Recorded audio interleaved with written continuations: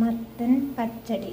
മൂത്ത് പഴുത്ത മത്തൻ, ഉപ്പ്, മഞ്ഞൾപ്പൊടി, മുളക് പൊടി ഇവ ചേർത്ത് കുക്കറിൽ ഒരു വിസിലടുപ്പിച്ച് വേവിച്ചതിന് ശേഷം ഉടച്ചെടുത്ത് തണുത്തതിന് ശേഷം തേങ്ങ, തൈര് ചേർത്ത് അരച്ച് നന്നായി അരിഞ്ഞതിന് ശേഷം കടുക് ചേർത്തൊന്ന് ക്രഷ് ചെയ്ത് കറിവേപ്പില ഞെരടി ചേർത്ത് കടുക്, ഉണക്കമുളക്, കറിവേപ്പില ഇവ വറുത്ത് ചേർത്തതാണ്. തണുത്തതിന് ശേഷം നല്ല ടേസ്റ്റുള്ള പച്ചടിയാണ്. നല്ല മധുരമുണ്ട്. മധുരം പോരാ എന്നുള്ളവർക്ക് കുറച്ച് പഞ്ചസാര കൂടി ചേർത്ത് കൊടുക്കാം.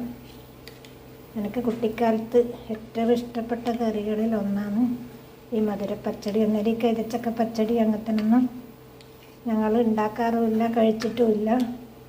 ഞങ്ങൾക്ക് നല്ല ടേസ്റ്റാണ്.